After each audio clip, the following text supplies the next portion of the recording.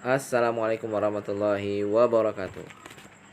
Baik, hari ini saya akan coba sarikan modul 4 ya, ilmu sosial budaya dasar, yang judulnya manusia sebagai individu dan makhluk sosial. Ini modulnya terdiri dari dua materi. Yang pertama, hakikat manusia sebagai individu dan makhluk sosial, dan materi yang kedua sebagai dinamika dan dilema dalam interaksi sosial. Baik, kita masuk materi yang pertama, hakikat manusia sebagai individu dan makhluk sosial. Di sini dijelaskan bahwa manusia sebagai makhluk individu, dia mempunyai pola kelakuan atau disebut dengan pattern of behavior. Nah, jadi pola kelakuan ini berbeda ini dengan pola tindakan atau pola tingkah laku gitu, dari manusia. Nah,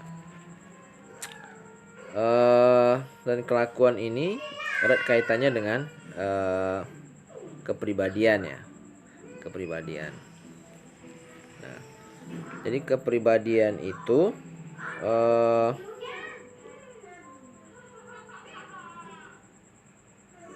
memiliki beberapa unsur ya,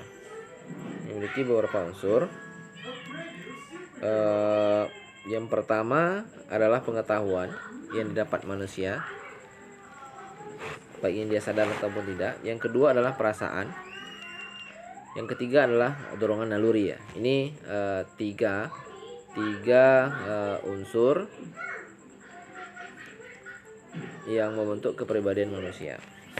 Berikutnya adalah menurut Houghton and Hunt ya, 1993, ada faktor-faktor yang mempengaruhi kepribadian manusia. Ada 5 hal gitu.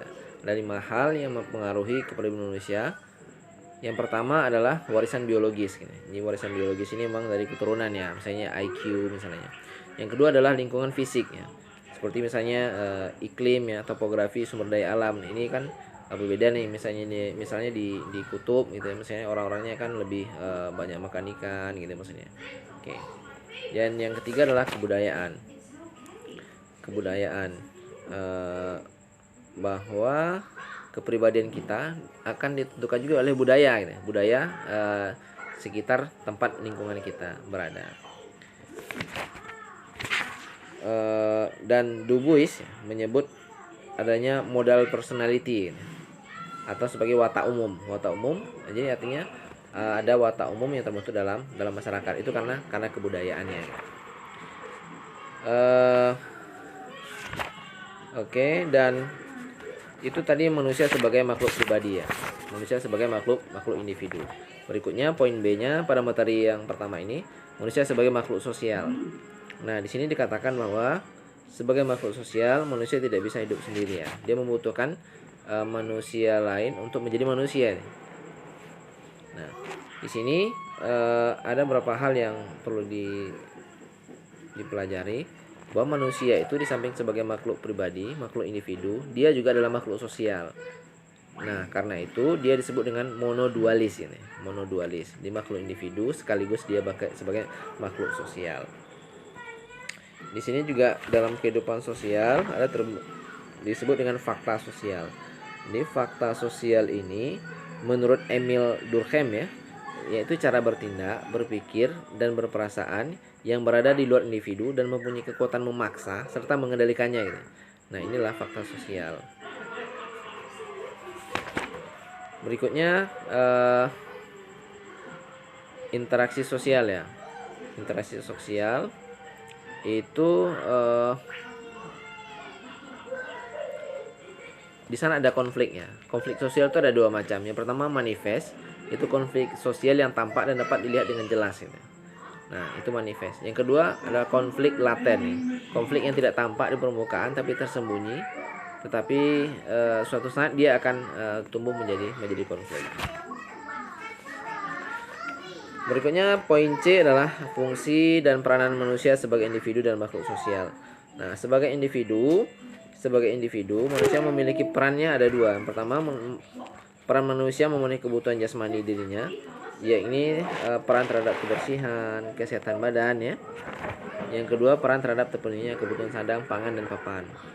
Yang kedua, peran manusia dalam pemenuhan kebutuhan rohani sendiri, yaitu pemenuhan terkait dengan kebutuhan akal pikiran, peran terhadap hati nurani, dan peran pemenuhan terhadap pengendalian nafsu. Dan peran manusia sebagai makhluk sosial adalah pertama, melakukan interaksi dengan manusia lain atau kelompok masyarakat. Yang kedua, membentuk kelompok sosial. Yang ketiga, menciptakan dan menjalankan norma sosial. Dan yang keempat, menjadi agen sosial bagi generasi penerusnya. Kita akan masuk pada materi yang kedua, yaitu dinamika dan dilema dalam interaksi sosial. Yang pertama, poin A, manusia sebagai bagian dari masyarakat. Di sini disampaikan bahwa hubungan antara individu dan hubungan antar kelompok dalam satu masyarakat akan membentuk pola hubungan atau pola interaksi. Nah, oke. Berikutnya poin B, dinamika interaksi sosial. Jadi interaksi sosial itu adalah tindakan yang terjadi antara dua orang atau lebih yang saling menentukan arah, tujuan, dan cara tindakan kedua belah pihak. Nah, ini definisi interaksi sosial. Selanjutnya, Gillian menggolongkan interaksi sosial atas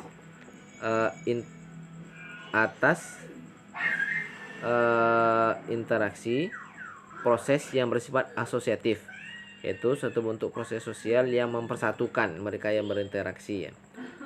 Satu lagi disebut dengan proses yang bersifat disosiatif, adalah bentuk proses sosial yang memecah mereka yang berinteraksi. Nah, interaksi sosial yang terjadi melalui proses asosiatif, ya. Asosiatif tadi berarti yang mempersatukan tadi diawali dengan tahap memulai, ya, atau initiating, berikutnya menjajaki atau experimenting, meningkatkan atau intensifying, menyatupadukan atau integrating, dan memperdulikan atau bonding. Nah, bentuk-bentuk interaksi sosial proses disosiatif atau memecah tadi diawali dengan tahap membeda-bedakan, ya, atau differentiating, membatasi atau circumventing, memacetkan atau stagnating, menghindari avoiding, dan memutuskan atau terminating. Nah, ini terkait dengan dinamika interaksi sosial. Apa bentuk-bentuk interaksi sosial yang bersifat asosiatif, ya, atau menyatukan tadi? Yang pertama ada bentuk kerjasama, ya, atau cooperation, ada bentuk akomodasi, ada asimilasi, dan akulturasi. Nah, bentuk pola interaksi yang bersifat disosiatif, ya, atau yang memecah tadi adalah persaingan, kontravensi, ya, atau pertentangan, serta konflik. Ini poin B. Poin C, dilema antara kepentingan individu dan kepentingan masyarakat. Ada social force, ya, yaitu kekuatan di luar diri manusia yang mempengaruhi dan bersifat memaksa manusia untuk bertindak sesuai dengan tuntunan sosial, atau social force ini, ya. Baik, mungkin itu saja materi di modul 4 ini. Terima kasih.